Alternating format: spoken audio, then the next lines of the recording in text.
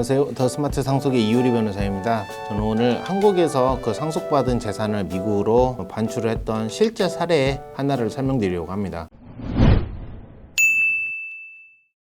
일단은 해당 사례는 저희 의뢰인들은 이제 미국에 거주하시는 상속인들이었고요. 돌아가신 분은 한국에 거주하다 돌아가신 아버지였고, 한국에 또 다른 상속인이 있었습니다. 이게 재혼 가정이었거든요. 그래서 한국에 있는 상속인들과 협의가 잘 되지 않아서 재판도 했고, 이제 재판 결과에 따라서 재산도 반출을 하고 중간 과정에서 세금 신고까지 문제없이 다 완료했던 그 사례인데요. 일단 처음에 이 사안을 맡게 된 거는 아버지가 사망하신 이후에 미국에서 이제 상속인들이 장례차 들어오셨는데, 많이나 다를까 이제 한국에 있는 그 다른 자녀분들과 협의가 원활하지 않았습니다. 그렇게 해서 이제 시간이 2, 3개월이 지났고, 저희 의뢰인들은 모두 이제 생업이 다 있으니까 미국으로 돌아가셨는데요. 상속 처리를 위해서 협의가 되지 않으니 저희한테 상속재산 분할 심판을 의뢰를 하셔가지고 재판을 통해서 상속재산을 최종적으로 정리를 했던 사례입니다. 시간은 한 1년 반 정도 걸렸고요. 그 재판 과정과는 또 별도로 있는 게, 상속세는 기한 내 재산 분할이 어떻게 되든지 뭐 상속인들 간의 협의가 잘 되거나 아니면 또 잘 되지 않아서 6개월이 넘어간다고 하더라도 세금은 어쨌든 6개월 내 신고를 하고 보고를 하셔야 하거든요.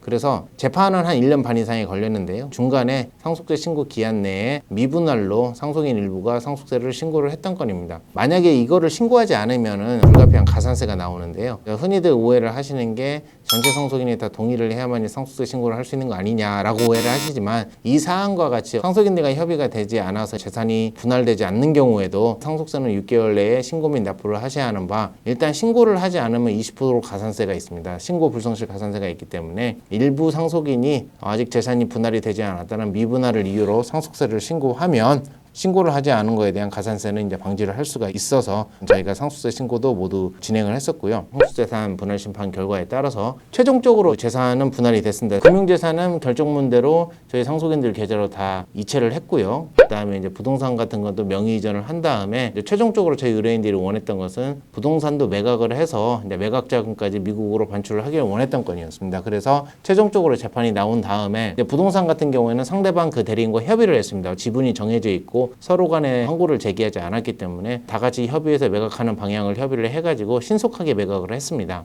그 과정에서 매각도 완료가 되고, 그동안 재판이 진행됨으로 인해서 하지 못했던 그 상속세 그 세무조사 과정이 또 있었는데요. 이제 세무조사 과정에도 적극적으로 응해서 최종적으로 상속세가 확정이 되고, 거기에 따른 상속세까지 다 완납을 할 수가 있었으며, 상속세가 다 완납이 되었기 때문에 최종적으로 남은 자금을 이제 미국으로 반출하기 위한 반출 승인 절차까지 세무서로부터 받을 수가 있었습니다. 그래서 이제 최종적으로 승인 수리서를 가지고 모든 자금을 다 미국으로 송금을 완료했고요. 마지막으로 저희가 처리해드린 점은, 미국 상속인들 입장에서는 이제 한국에서 재산을 상속받았고 또 이제 송금까지 받고 또 아파트 매각까지 했었는데요. 이 과정에서 한국에서 자기 명의 계좌에 보유하고 있던 금액에 대한 계좌 보고, F바 보고라고 하고요. 그 다음에 매각자금 등등으로 인해서 일시적으로 내 계좌에 30만 불 이상의 자금이 보유하게 된 것에 대한 페트카 보고까지 다 완료를 했고, 해외에서 10만 불 이상의 상속이나 증여를 받을 때 폼 3520 미국에 보고를 해야 하는 세금 신고까지 모든 그 저희 제휴업체를 통해서 일괄적으로 보고까지 다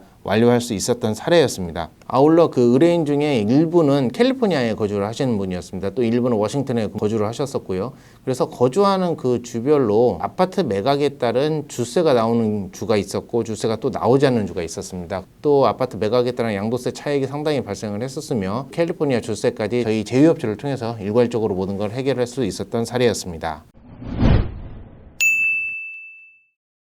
본 사안은 저희 의뢰인이었던 미국 시민권자 입장에서 한국에서의 상속 분재, 또 상속세 신고, 또 그 다음에 재판 결정에 따른 부동산 명의 이전, 금융재산 인출, 매각에 따른 매각 대리, 매각 이후의 양도소득세 신고 및 최종적인 반출 승인과 해외 송금, 그리고 미국에서의 일정한 보고문까지 일괄적으로 처리했던 사례인데요. 최종적으로 저희 제휴업체를 통해서 마지막 단계인 미국 세금 보고까지 완료할 수 있어서 저희 입장에서도 보람이 있었던 업무였습니다. 다음 영상에서는 캐나다 시민권자가 한국에서 유류분 소송을 제기한 이후 결과에 따라서 유류분 반환을 받은 자금을 캐나다에 최종적으로 송금까지 했던 사례에 대해서 자세히 설명드리도록 하겠습니다.